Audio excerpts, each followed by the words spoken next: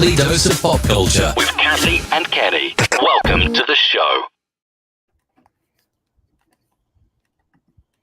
Hey!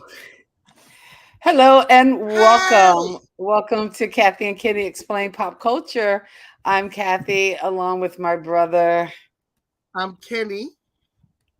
And this is the weekly show where we talk all things pop culture and who knows whatever else is going on in our little world. One of the things going on in our little world is birthdays, as a matter of fact. So happy birthday and shout out to our dad. Yay! Yes. That's because that was I the only meant to picture send I him a had text today, queued but I up. was so busy today. I'll send him a text tonight. I'll call him tonight. Okay. When we're done. Well, we had a pretty busy day here as well. It was our big Juneteenth celebration for How did that go? Statesville. It went really, really well. I know usually I've been doing a booth the last couple years, and I didn't do as many sales as I have in the past, but we still had a lot of fun, a lot of people. We had over 80 vendors, so that was Wow. pretty cool to have so many vendors and so many people. Nice. So Uh, it really turned out to be pretty good deal. and I've been to the state. I was at the Statesville Juneteenth Festival last year, and it was very good then. So I can't imagine it being any better than it was last year, but evidently it was. You have a lot more vendors, a lot more things going on. You had a nice day for it down there? We did. We had 85-degree weather with some breeze, so it was not painful, and yeah, it didn't wind up. I mean, it got pretty hot, but I was under a nice shaded tent, so I couldn't complain. Couldn't complain at all. Okay. How I did now? Did you sell out all your dashikis? I did not. I don't think I sold any dashikis. I really didn't. The last Because time last year, I remember last year we sold all the dashikis. I know. So Because I stocked there was up. one that I was eyeing up, and I went to go get ice cream, and I came and I looked over there, and the one I wanted that I was eyeing up that didn't sell sold, and you and Olivia sitting there looking at me like, Hey, a sale's a sale. No, yeah, I "Hey, didn't sell as it's a many, and sale." I went heavy last year on the Juneteenth T-shirts, but the vendor I was using only had black T-shirts, and I really next year I'm looking to design my own T-shirt, and I know some excellent people out of Florida.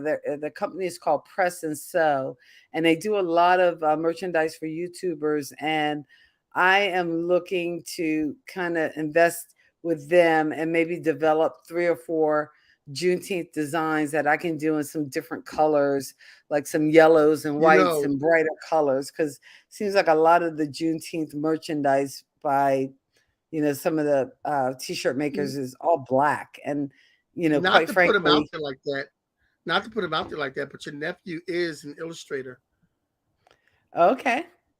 so he might be able to And help you design a shirt for next yeah, year I if mean, you I've give him seen enough a lot time. of different Now the designs that I shirts like. as the Juneteenth Festival.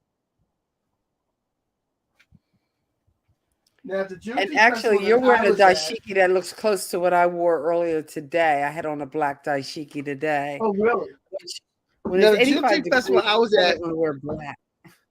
with I the can't see. NAACP in Gloucester County. They had white Juneteenth shirts. Oh, okay. Oh, that's pretty cool. So they had white Juneteenth shirts that we use, and also at their festival, none of the vendors had dashikis at all. They Oh, had wow. the garments for women, but none of them had men dashikis. Oh, But I had about a dozen male dashikis, but I didn't sell any dashikis really. I I did go sold. to the vendor that had this. Oh, that's cool. And for those of you listening on the audio And file, that this is was how would you the vendor describe that that? sold me that for $10. I know, but you blacked out a little bit. Your sound went out a little bit. So to make sure that we capture it, and Oh, I'm especially sorry. The when vendor we're sold me breaking, this cane. hold on for a second, I'm still Yeah, talking. When we're breaking things down for clips, it's a lot easier if one of us is talking, one of us is not talking, but that we don't have the dead air. But also, when you black out, we probably need to repeat it so that everybody hears what's being said. So go ahead, describe okay. your Juneteenth present or what you purchased. Okay, well, this I saw this at a vendor's. This is the only one. This is the only cane that they had, and she sold it to me for $10. And it's a And really nice who's the cane. face? And it's I'm putting it close. It's just a face, Oh, okay, a just the bearded face. face, just a face. Wow. It's a Now, is bearded that just African something face. she purchased or is that something she created? No, this Did was she carve something it? I think she bought this off of someone who was selling antiques, Okay, cool. and she just Cool, cool. resold it to me for. And she had a lady working with her helping her out, and I said, "Well, how much is the cane?" I expected her to say like 50, maybe 60, or even Right. 80, and she said 10. Wow. And I said, I'll take two. "My broke behind, my broke behind is walking away with this $10 cane. ten All dollars. right. That's You pretty cool. you know." So now, does that replace the walking stick you got at the No, Renaissance Fair? no, because we had the Renaissance walking stick. So I'm gonna have that, and I'm gonna have this cane in one hand, and a walking stick in the other hand, and just like, yeah, that's what I plan on doing with that. So Okay. that is the plan with that. But the festival we did, as you know, I was up here working with the Gloucester County NAACP, and I was charged with booking poets for their event, throughout their event. I did have a couple poets call out sick on the like last night and today and this morning. I had like I booked. I was supposed to book 10. I booked 8, and I had 4 call out. So I had 4 poets show up, Oh, including wow. myself. So it is what it is. You have to roll with the punches. When people get sick or have kid issues or other events coming up in the last minute, you just have to roll with it. And we did. And I performed. I was very blessed to have a poet named Imani Birdsong, who's a young poet who's very talented, really good friend of mine, Juanita Smalls, who I like to call a cornbread lady because we do an open mic every other week, and she makes cornbread and she sells. She doesn't have so she sells it out of her car. It sounds So so ghetto. you're treating So that she's cornbread like cornbread out of the crack. car, and when I introduce her, I say her poetry is dope, but her cornbread is like crack. Because let me tell you, once we have this cornbread, it's out of this You'll be world. back. Yeah, and we had another gentleman who calls himself, when he does poetry, he calls himself True Lyrics, but when he does comedy, he calls himself Elijah the Barber. Okay. And he's a very gifted poet, and he's an extremely funny comic. So Wow. either way, you're going to get something good out of him. So we performed for the NAACP at the Juneteenth Festival in Woodbury, New Jersey, and we had a nice day with that. And I bought a couple of things. I bought this here Oh, neat. to go around my neck. And I bought Is there a name for this, that? Isn't that a specific peace symbol or an ox. it's got like, huh? Yeah, an ox. Yeah, I Okay. got this and that. They had a lot of ox at this booth, and I was able to get this ring also. Oh, you're just This all ox ring right here. I was able to get okay. that. And who did your nails? Yeah, so I got that stuff. Yeah, let's not talk about that. And we and also too, somebody was selling sea moss. Have you ever had a sea moss? Actually, we had It's a like a sea drink moss that they make. vendor. Yeah, we had a sea Yeah, I moss bought some sea vendor. moss, and they had strawberry banana, I love which is strawberry really good. banana. That's like my favorite Yeah. yogurt thing happening. Yeah, I know, isn't it? And so she was listening to the flavors, and when she got the strawberry banana, like, there you go. That's I'm my all flavor right there. there. In fact, I'm I'll I'm, take I'm in. strawberry banana yogurt, put fresh strawberries and fresh bananas in it with a little granola, and I'm in like hog heaven. Okay. Anyway, we're Really, all off track. we're all off track. But we are talking about That's the beauty Emancipation of the Day show, or though. Freedom Day and Juneteenth and how people celebrate. Now, here in Statesville, I've been here for 21 years, and in that time, they have been celebrating Juneteenth. And actually, I don't think I really knew about the holiday until I came to Statesville. A group called Impact, Iredell men preparing appropriately for community transformation. They went to the million, or some men from Iredell wound up going to the Million Man March. And they came back after that march, inspired to form this group and again work on that community transformation.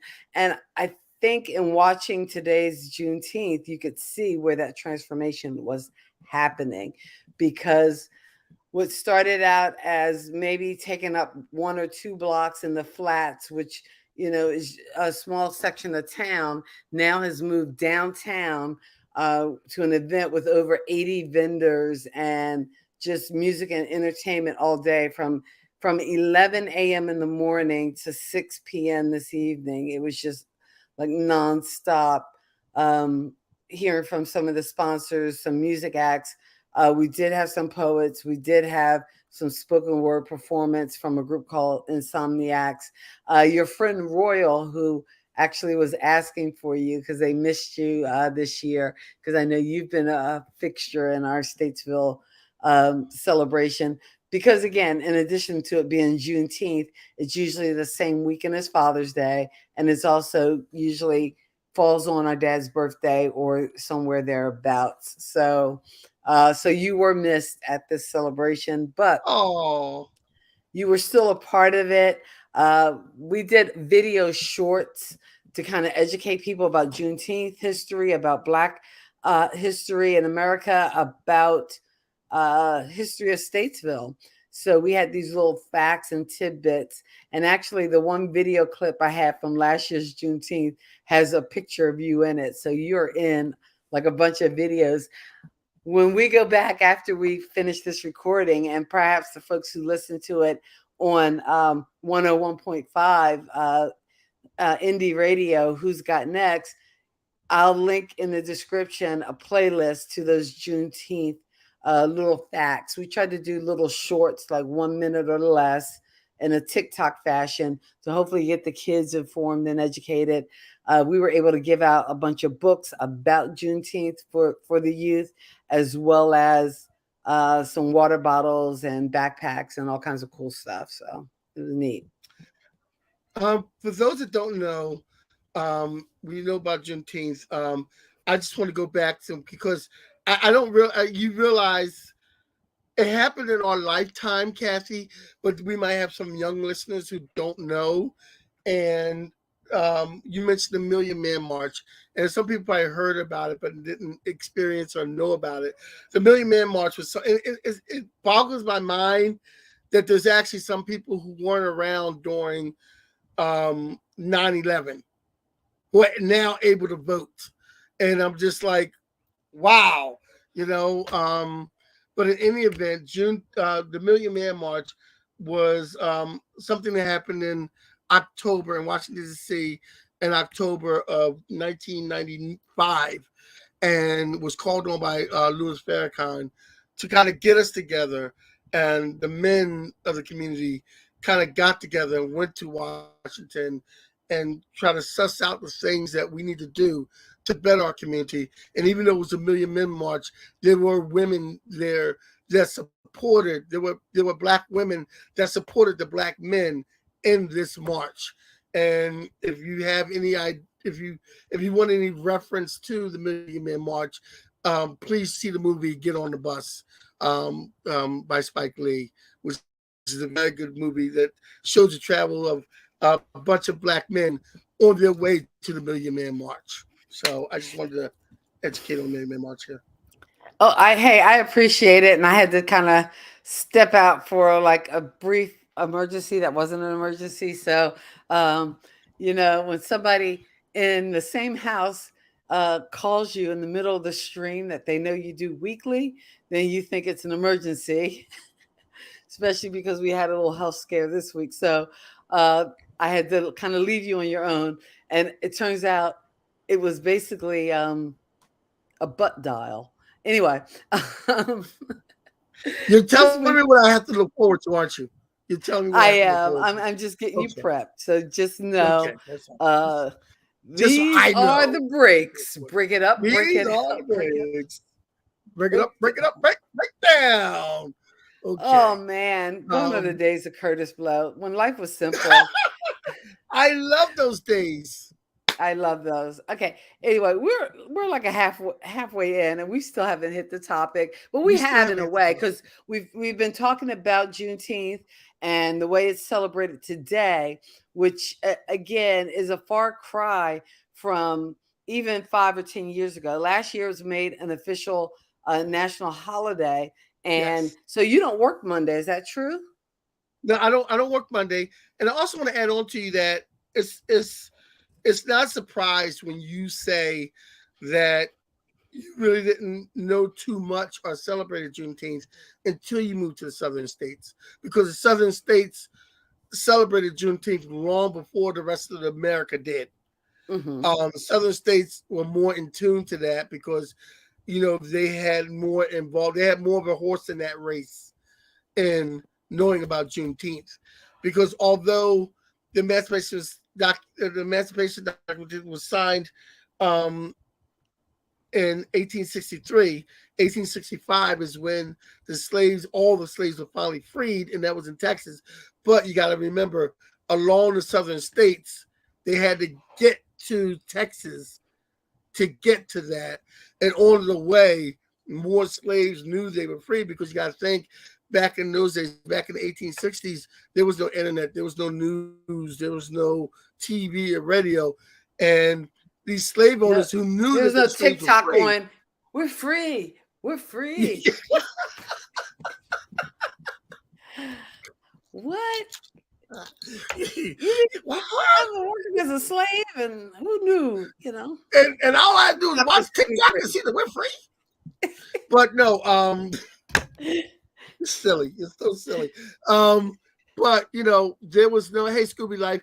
There was no way of knowing, and these slave owners knew that their slaves were free, but they decided, why should I tell them? They're still going to work for free. Because hey, they were free. It was free labor. It was free labor. So why am look, I know we lost the war, but I'm not giving that up. And I know a document was signed, the Emancipation Proclamation, but that don't mean nothing to me. I ain't got to respect that. And besides, the man's dead. The man's dead. The man's dead. I don't have to listen to what he said. But and as we know, with the Emancipation Proclamation, Lincoln did not technically want to free the slaves. He signed the Emancipation Proclamation because he had to free the slaves in order to save the Union. So let's not go with the rhetoric that, oh, Lincoln, that's the guy who freed the slaves. You guys love Lincoln. Nah, man, he didn't want to do that. So, not to trash Lincoln, but, and it's amazing that Lincoln was a Republican, and it was the Republican Party that freed the slaves that they want to give the credit for. But it's kind of switched around in today's day and age, a Republican Democrat. So, you never know. But I digress. You sure do.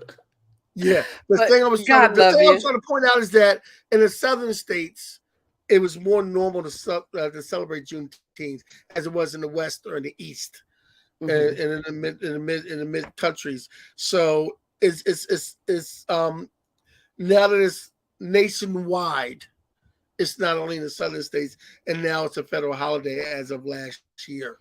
So it's not a surprise that when you went there 20 years ago and you heard about Juneteenth, like, wait a minute, we didn't do that up in New York, or we didn't do that in Philadelphia, because it was more prominent in the southern states, because there were more slaves in the southern states. They had more of a horse in that race. Right.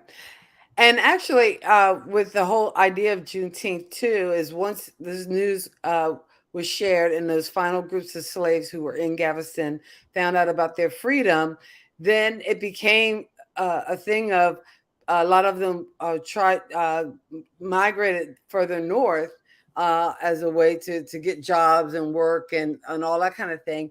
But June 19th remained a day that they would journey back home for homecomings and reunions of a sort. So that's why this day is marked with some celebration. So that is very exciting. We are going to do a presentation on Monday to give just some more history and context to Nice. Juneteenth, how it's celebrated in Statesville. So we're looking forward to that. You But know, I wish tonight I we was. wanted to talk about some movies that dealt with slavery or emancipation, kind of give us free. Now I think the list I created kind of kept it kept it a little tight because there are a lot of different movies about emancipations and people's emancipations, not just from slavery, but from just oppressive spouses and just this whole idea of breaking free. And I didn't go down that rabbit hole too much. I just wanted to pull out a few gems that would be memorable, starting with 1989's Glory. Yes. So, and that was the story of not just dealing with the whole idea of freedom and fighting for that freedom in the Civil War, but of this unit of Black soldiers who were tasked with battling in that war. So, and it's a classic. It's probably, I don't know if it would be considered Denzel Washington's breakout movie, but probably the one where everybody in Hollywood started to take note. It was, yeah, and look his way, yeah, because Glory was one of the movies that they said, "Oh wait, Denzel Washington. Wait a minute, let's check. That's not just the guy from the TV show. Let's just check him out." So yes, Right. Glory, and that was pretty much a true story too, because that cavalry was pretty much killed in that last battle, and that was pretty much a true story. Um, and the next movie I did not see. So I don't know. Did you see this movie? I had this on my playlist. Yeah, I Okay. did not get to see this movie, but I did have it on my playlist. If Bill Street could talk. Okay. And again, that's a different type of emancipation, kind of stretching that premise and dealing with freedom and what some people consider is modern day slavery, and that is the penal system and our system of justice and what happens and the incarceration of so many Black and brown people. But that's a soapbox for another day. So I'm not going to go too Yeah. deep down that rabbit You hole don't want to go down that as rabbit hole on how after slavery, the penal system was used to keep Black men and women enslaved in some sort of way. And that's where they came in with the chain gang and things like that.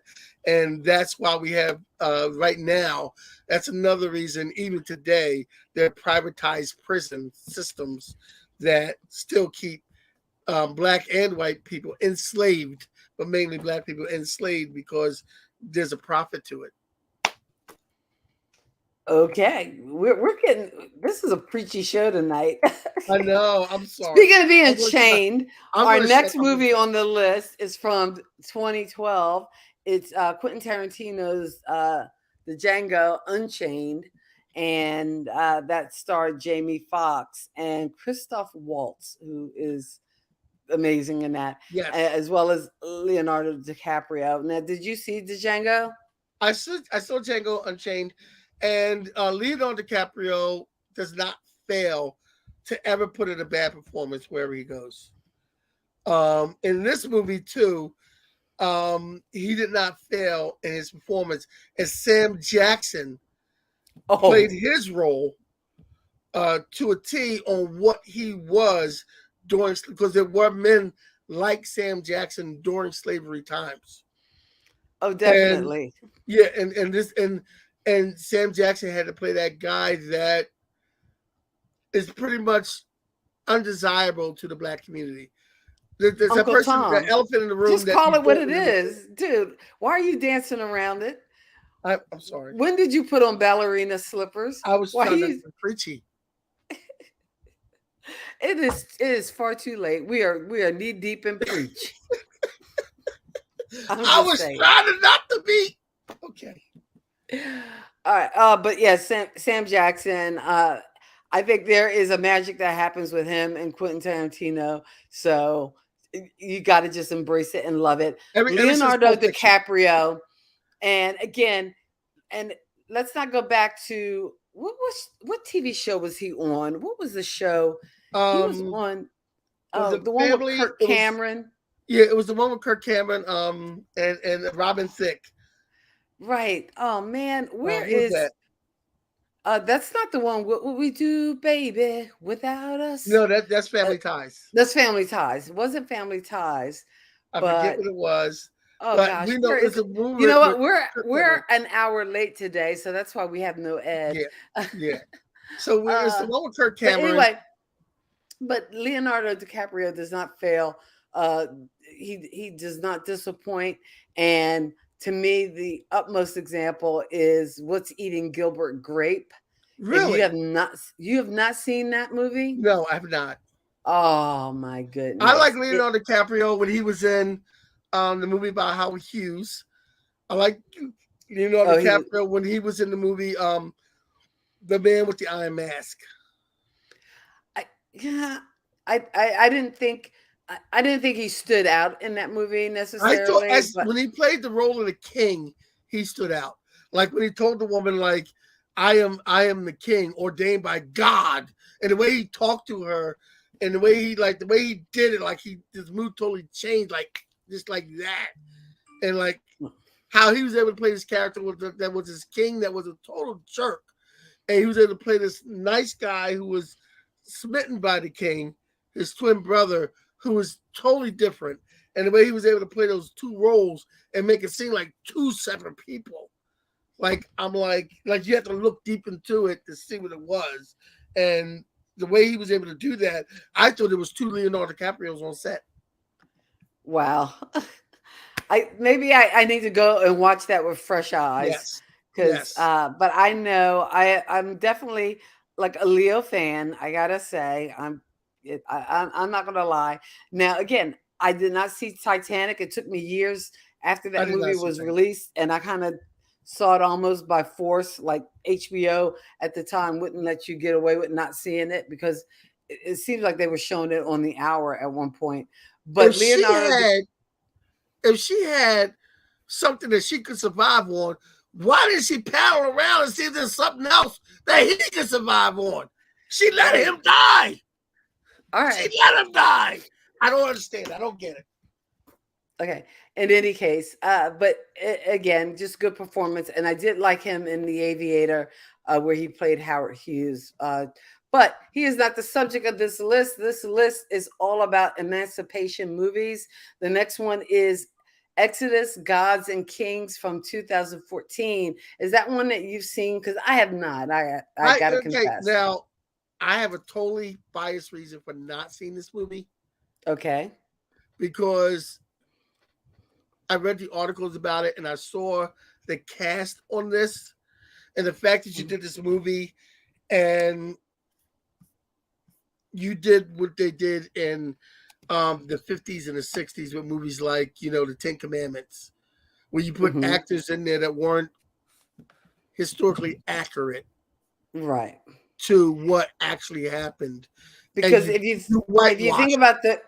think about the region of the world where most of the events of the Bible and biblical times took place, chances are you don't have a lot of blue-eyed blonde folk roaming around, and the depiction is totally not accurate. But I also had the Ten Commandments on the list as well, because it, again, in that tradition of the idea of enslaved people, that being the Jews, and that release from enslavement is a part of that whole emancipation story. Another movie on the list was from 2020. It's The Good Lord Bird, Now, which I've never even heard of this movie.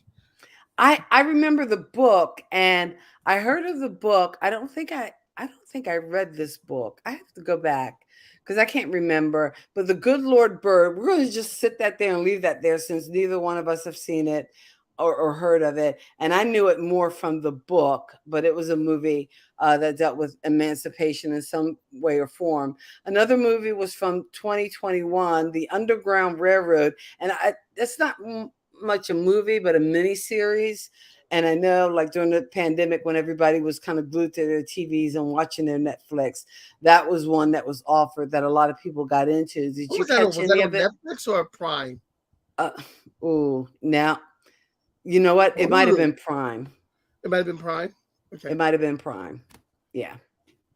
But the Underground Railroad, it was a 2021 version, so you can look that one up. Next on my list is Roots and Roots the Next Generation, 1977.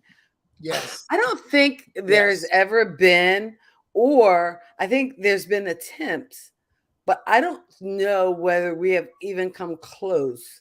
And I don't think it's even going to be possible in today's kind of era of streaming and so many different options. But Roots from 1977, the original Roots wasn't just television. It was an event. It was a time before you had a VCR, before you could just pop in and watch it or stream it at your leisure. It was like kind of must-see TV before they coined that phrase, must-see TV. Like literally, I remember because I'm that old, but I remember stores like literally being closed because people were home watching Roots. And the thing about it is back in those days, especially at the age we were, a lot of kids went to bed at 9 o'clock, 10 o'clock. But a lot of kids back then were able to stay up if they could to 11 o'clock when the news came on to watch the whole, because it was on for that whole week. It was a whole week. It was a whole week. And you're right. 8 to 11, and kids actually stayed up late, and we were actually allowed to stay up late to watch it till 11 o'clock. And then 11 o'clock, okay, take it behind the bed. But everybody was able to watch that. And I think that was like one of the first times that a lot of people our age, younger, were able to see slaves getting sold off and the parents getting separated from their kids and crying as they're chasing the cart riding away. Because I remember that scene too. And John Amos as Toby or as Kunta Kinte getting whipped until he says his name is Toby, or getting his no, John Amos was the one. He was Toby or Kunta Kinte when he got his foot cut off, and and all that. And you were able to see things like Chicken George fighting in the war and come back. And then after they explained that since Chicken George didn't do so much slave labor, his wife died first and then he died second because he was a free man when he came back. But he still had to watch his wife be a slave because he had pulled out of slavery from being in the war. So, but it was a fresh look at times of slavery, times after slavery, the emancipation, people getting free, people wanting to escape. It was a fresh look at that in the 70s. And a lot of people got an education from it. And definitely.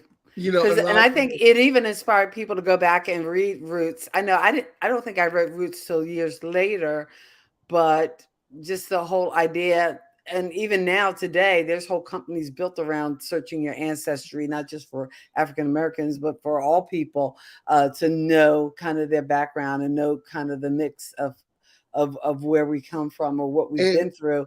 But it kind of seems sad because I don't know whether we'd have something like that now. Some people could say the pandemic was that thing that kind of brought families closer together, right? Because you were forced to stay home. You did have to make that time. Parents were now teaching their kids and homeschooling in a sense. But but again, and again, everybody's reaction to the pandemic was different, and a lot of that had more to do with social economics than so much race. Because again, depending on the type of job you had, you could still work and work from home, but that wasn't the case for everybody. But that's, again, a story for another time.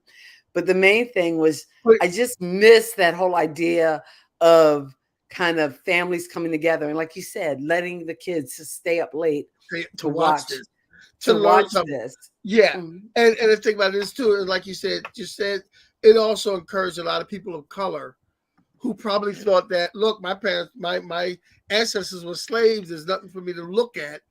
And it encouraged more people of color to actually research their genealogy and know exactly where they came from, and know what the history is. And that stuff is so important to know, because one of the things I think I probably regret doing, or I wish I had the resources or would have done it at the time, was kind of got some oral history. I know we've gotten a lot of oral history. You go to any family reunion, Brown family reunion, and Aunt Gracie could give you an oral history. But I just think it's sad that nobody recorded that, because I miss her so much. We need that documentation. She was such a character, Aunt Gracie. Oh, she was such a character. Yeah. But all right, let's move on with our list, because we're hitting our hour mark as it is. So, although to our defense, so next you have Lincoln. Now, and I know the rap on this movie, and this is from 2012, Lincoln, with is it Daniel Day-Lewis? Because the rap on him was that even off camera, when the camera wasn't rolling, he still wanted people to refer to him as Lincoln. And I'm like he was that method, or that much in character, that he wanted people to refer to them as Lincoln, which to me, that just seems yikes. Oh, Scooby Life says, I want to address a question here. She must be as old as us, because she stayed up every night and watched Roots. So, but go ahead, Kenny. You wanted to address her question? Go ahead. No, it says it made James Earl Jones a household name, right? James Earl Jones was a household name way before Roots. But it depends on your household. Community. I don't remember James Earl Jones even being a Roots. Yeah, but I don't remember James Earl Jones being a Roots. Lou Gossett, John Amos, Cicely Tyson was in. I remember Robert Reed from the Brady Bunch, because again, you knew him as like Mike Brady, and you kind of liked him, but then to see him as like the slave owner, slave master, you kind of, wait a minute. Mr. Brady's a slave master? Like, oh, wait a minute. I'm watching Brady Bunch kind of different now. Also, like, I remember with Ed Asner too. It was like, Ed Asner. And again, seeing that side. Was it? I don't think James Earl Jones was in Roots, was he? Unless he was in Roots too. Unless she's thinking John Amos. But like John Amos, everybody knew him from Good Times. She might be thinking either John Amos or Ben Vereen, or Lou Gossett Jr. Oh, I mean, Lou Gossett Jr. Why am I saying Ben Vereen? I'm like, wait, Ben Vereen was not Chicken George. Ben Vereen was Chicken George. I thought that was Lou Gossett Jr. No, Lou Gossett Jr. was Fiddler. Oh, that's right. You're right. You're right. Taught Kulture, grits, dummy. Grits, dummy. Grits, dummy. Oh, that was such a part of the lexicon, just like little things that you picked up from Roots, behold, the only thing greater. Only thing greater. Yeah. But in any case, let's move on with our Emancipation movies. Armistead from 1997. Now, is that the one? Because I keep thinking of that line, "Give us free." About that full disclosure, I'm probably the only black person who's never seen Amistad. Okay. Your movie knowledge has so many gaps. How are we going I to know. fill these gaps? I don't know how we can call ourselves pop culture kids I think we should make when a show about that. about your gaps About no, not my gaps, just movies that have never been seen.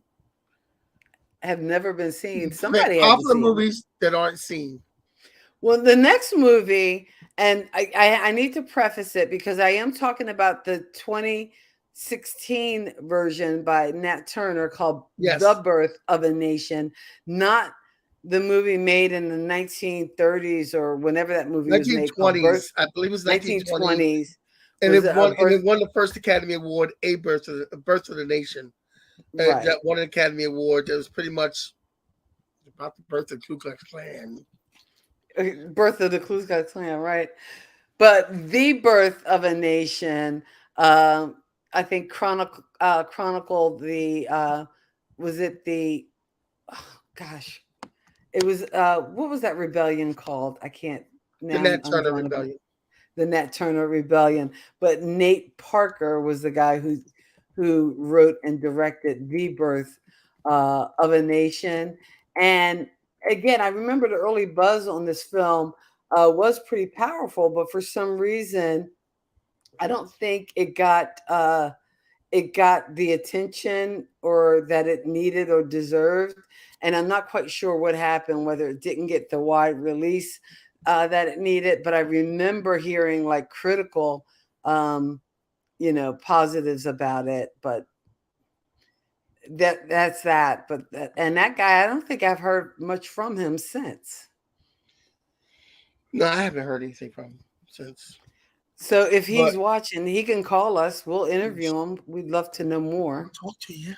We'll talk about We'll chat.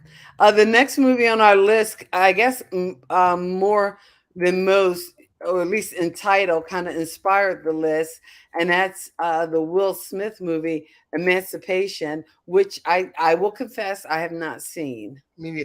And And I tell you, sometimes it is hard to watch these movies, especially yes, with and, people and that's playing slaves. Mhm. and that's one of the things I wanted to talk about real quick. Now that we got this movie, a lot of them say that this movie did not do good numbers because of the slap heard around the world. I thought it And came out before the slap. no, it came out after the slap. Oh, So it came out the after the slap slap. happened, and then Emancipation. A lot of people say that the ratings were low for this movie because of the slap. But it's like you say, sometimes you have a hard time watching these movies. I have a hard time watching these movies also. And I think we might be coming to a time when people of color might be a little tired of seeing these type of movies. Might be kind of tired of our actors, of people of other actors of color always playing maids and slaves and things like that. Mhm. Hattie McDonald said, I got an award and accolades for doing what we all do, and that's play a servant. You play a Mm. maid. So I personally didn't watch the movie because how many slave movies do you want me to look at? No, oh yeah, I get it. Because I was kind of mired deep in coming up with these videos for the Juneteenth and working around that planning. So I didn't have a lot of time because as I put the list together, and I did the list last week because I knew it was going to be a busy week with everything working up to Juneteenth celebrations today. I didn't, I thought about going back and watching some of these movies, and I did not do it because you're right. It is hard to watch, but and I hear what you're saying, but by the same token, I just worry like we're of a generation where our parents let us stay up late to watch Roots because they valued and knew the importance of knowing that history and us being exposed to it. If those movies don't get made, what happens to the generations going forward? Do they not get that information? Yeah, but it's also Especially when you see what's happening with some of the school boards and this right. attitude towards revising history or only teaching the parts of history that make us feel good. Yes, So yes. let's not talk But about slavery it's so also that white kids don't feel bad about what their ancestors did, or black kids don't feel bad about having their ancestors having been enslaved. But when that happens, then we don't learn the lessons, and how do we know we won't make those mistakes again? But as a parent, and I could tell you as a parent, it's also up to us to teach some of these things. It's like when Mackenzie, as either a senior or junior year, when she called me up at school saying, "Hey, Dad, guess what? We learned about Civil Rights Day, and I was the only person in class that knew the Emmett Till story." And I'm like, "Really?" She goes, "Yeah." And my teacher asked me, the history teacher, say, "How did you know about Emmett Till?" And she's like, "My dad taught me because I taught them things about this." So, Mackenzie knew the Emmett Till story, but the sad part about it is she's the only one in class that knew. And that's because I taught her, and I taught her different things about Black history throughout the years, taught her different things, like you don't like the movie The Help, but when I was watching The Help and they were sitting there and they were like, and the girls were saying like, well, why do they have to build a different bathroom? I explained why in that time period, why they couldn't use the same bathrooms. So we have to be able, yes, it's up to school. And I realize the whole critical race theory that a lot of southern states are doing are fighting against, but it's also up to us as the elders and as the parents and or as the elder, teachers and whatnot, to teach these kids, if not in school, then privately, about our history. It's up to us to do it. Because in a way, that's how we learned about certain things that our school didn't teach. Because you got to think, we came up in the 70s and 80s, and daggone sure we weren't being taught everything about Black history. Oh no, but we learned it from other people of color. So we can't expect like the schools and the movies to teach them the actual truth. We have to be able to hand that down. And that's the way we've been able to do it throughout history and the African American culture, is we've been able to pass it down and have storytellers and elders. But you know what? That whole tradition of storytelling isn't just African American. It's very African. And it's probably one of the things that those enslaved people brought over from Africa that they were able to kind of maintain, is the ability to tell story. And that's probably why, Alex Haley, and I know people have, gone back and forth over, how much of it was actual fact and how much did he elaborate. But again, if you're weaving a story, yes, you might be putting what do they call it when you pepper your stories with I know what you're trying to say. Right. There's a phrase and I can't even I can't even think of it right now. My ability to call on, those good old fashioned Black folk phrases is fair to Midland. So I'm not getting it right now. Fair to Midland. There's the one. There you go. Fair to Midland. I know. I know. I'm fair to Midland. Okay. Oh wait. There. That's what I was looking for. A rim shot. But in any case, there is something to be said in, providing that education for your kids. But in the absence or in the vacuum of that being available, we should be exposing. And here's the only thing I think, or not that I think, but no, I can think it. Yes, I'm thinking out loud right now. Is the one regret that I have in my learning or understanding of history, American history, world history, that it was very kind of one focused. And I really am an advocate as an educator for exposing kids to different viewpoints or different sides. I would love to be able to share and study with students, not just about slavery, but maybe, instead of reading some history book that's going to spout some facts, in 1886, blah, blah, blah. No, you know what? Here's a narrative or a first person account of like diary of of a slave, or just something to give a viewpoint from the slave. But what about also reading something that gives the viewpoint of like a slave master or an overseer or a sharecropper? Just let's get some different perspectives so that way kids not just learn history, but also they can learn empathy, because then they can experience history not just from the voice of a slave, but also from the voice of like the master, because again, that was their livelihood. I'm not Yeah. trying to justify it or saying, oh, I love massa, but no, let's understand, everything that goes on so that we can know the history, learn from the history, and won't be doomed to Yeah. repeat the It's history. like in the movie Casablanca, when in the beginning they sit Rick down and the Germans are talking to him, and he goes, "I understand the opinion of the wolf. I also understand the opinion of the hound. Like Mm. I see both sides of what you're talking about." And he basically said, "I want no parts of any of it. So I'm just gonna stay and run this bar." But yeah, I mean, and and even to extend that, Only you could take a I wouldn't mind having. conversation.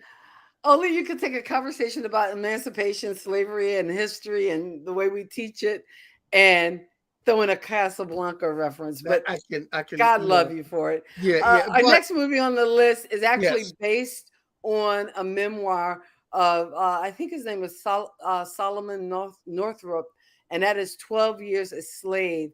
And this was the story of essentially a free man who was enslaved. put back And, into slavery. Yes, huh? Yeah. yes, put back into slavery. Go ahead. And then eventually won his freedom and got his freedom and was able to write about it and to document it in 12 Years a Slave. And that starred how do you say this guy's name? I don't know how to say Chiwetel Ejiofor. Oh, him. Yeah, I can't. Yeah, don't start me the line. I was like, okay, I'm just making crap up now. Because I Yeah, don't and start I me the have yet line. to hear, I know like, who you're talking about. I cannot pronounce his name, so no, I'm not. okay, You and your I'm going to own. call him Chiwetel. Chiwetel. Chiwetel. Chiwetel. Tweet, tweet, tweet, tweet. Chihuahua. I don't know. If somebody Chihuahua. can give me the correct pronunciation of his name. He was the star of 12 Years a Slave, Yes, playing, and he's done yes, other things please. too. I mean, he's an awesome actor, and I love to see him. Love to see him. Speaking of awesome, but he's also, I think he's English. Or is he? Yeah, he's English, because I know I've seen him in things where he had an American accent. So the first time I heard him speak with an English accent, it blows me away. Which Black folks with English accents just blows me away. So I don't know why. But speaking of which, our last movie on our emancipation list is Harriet, and I love this movie so much. Not again, the subject matter again is hard to watch. It's always hard to watch those scenes, but I enjoyed this movie, and I think I told you before, because as I was watching it, and as Harriet Tubman and this actress uh, is Cynthia, and she uh, Evero. I can't pronounce her name either, but she's also English. So it just Wow. really freaked me out when I first heard her speaking English. But I think I first encountered her, and I can't think of the movie. It was this odd movie, and it'll come to me. I'll have to look it up, look up the name of it. But in any case, she played Harriet Tubman, and I guess what stood out to me when I was watching that movie Harriet from 2019 was when she brought the slaves to Philadelphia. And in Philadelphia, she got to know William Steele. And because we lived in Lawnside and grew up and knew, descendants of William Steele and the Steele family, and that he was a famous abolitionist from the North, was I don't know. To me, it was a fun connection to make during that movie. Like it sent all kinds of like ahas going off in my head. I don't think I actually knew anybody when we lived alongside from the Steele family. You didn't know Eric Steele? Because he was in my class. I might have. Okay. All right. Well, all right. You need to dig into your little Lawnside roots and learn a little something. You know what? I think I did know Steele because one of the younger Steeles took a girlfriend of mine. Damn Okay. them steals. It is always so all about you. But okay. Oh, you know what? That's the movie I was trying to think of. Bad Times at the Real, which it was this weird, quirky little movie, but she was very good in it. But in any case, Harriet is the movie that we end our discussion of emancipation movies as we celebrate or prepare to celebrate this coming Monday, Juneteenth. And for most of you, I know Saturday, because Juneteenth is this Freedom Day, it's a celebration, it's Emancipation Day. It's not that we want to mire down and get bogged down into, oh, we were slaves, oh, poor us, and now we're free. But no, but just celebrating that freedom. And I think excellent way to do it is with festivals that really highlight and focus on the whole idea of really achieving that American dream, that whole idea of prospering and moving forward, so that you don't stay in slavery times, that you are able to move on, dream big, live, I think one of the live. I things tell too, you, live. I like the fact that Juneteenth has become a federal holiday and a national thing, because at our Juneteenth festival, and I remember when I was down North Carolina last year, that Juneteenth festival, it wasn't just a festival with people of color. No, There you were know other what? people there, and that did something for me, because it's like a recognition of, okay, this happened, and now we're here. So let's celebrate together on the final day that You, you know that was the one of the coolest things about, and it just makes me smile thinking about it, about this Juneteenth. Like I said, we had 80 vendors, a lot of vendors, but the diversity was yes, phenomenal. It was so cool to see representation from all over Statesville. So it wasn't, and even just hearing DJ Reed kind of blast, some Latino music over the yes, speakers, yes, it just made it feel more of a festival. And even having vendors, just from having Asians and Latino, and I just think a mix uh, of different, like, because there was this one, it was a mother and her son, and it was like just these really cool and intricate instruments, that, again, it was just an amazing I time. think You last would have year when I loved was this there, year. there was a booth of parents for LGBTQ youth. P flag. Hmm. P flag, yes. And they actually approached me and said, "Hey, the next time you're in town, would you mind coming to speak at our church?" Oh wow, And that's yeah, I know. awesome. And I didn't come this year, but P flag was talking. The lady that was heading that, she pulled me aside and we were talking. She's like, "I love your spoken word. It's universal. It kind of fits for everybody. It kind of like joins people together." Because I think of that when I just what I did today. Everybody has a walk, that poem, and I was very flattered that she was able to come up to me and ask, "Hey, what are you backing this way? Like, are you from here?" Like, "No, I'm from New Jersey." You're like, "Oh Well, wow, when you come back, we gotta if have you you ever out plan here." a trip down, definitely let me know. Because actually, I think I have the woman's card from P Flag, because I met her before Juneteenth at a small business mixer that was held here in Statesville. So, And but P Flag was actually out today, and they were there, and I just think it's so awesome, yes, that again, parents of LGBTQ, and I don't know all the different plus, letters, so forgive me. yeah. Don't shoot me in the head now.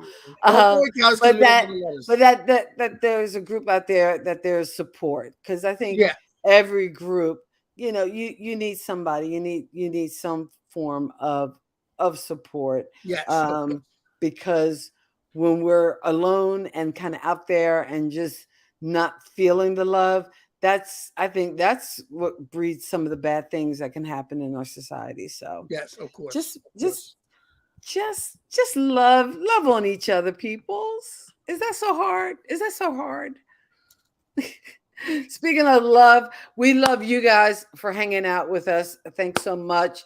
Tons of things you could do on your Saturday night, but we always appreciate the pop culture kids who hang out here in these spaces. Thank you so much, Scooby Life.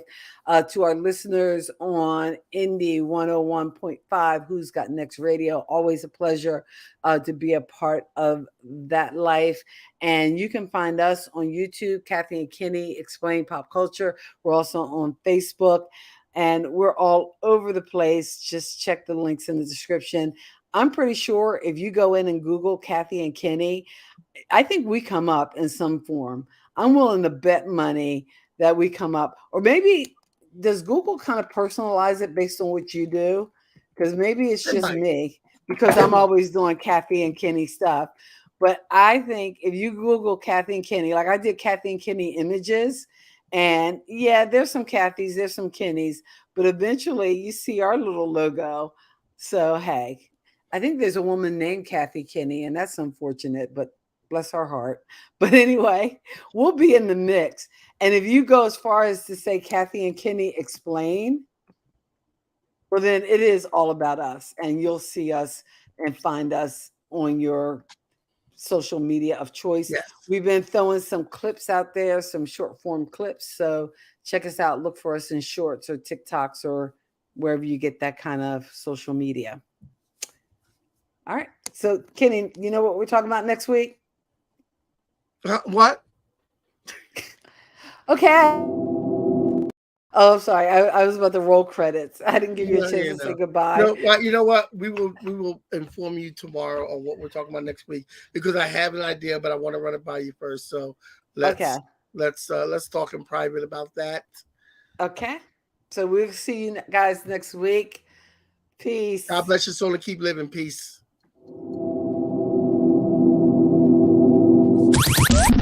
Thank you for geeking out with Kathy and Kenny on Kathy and Kenny Explain Pop Culture.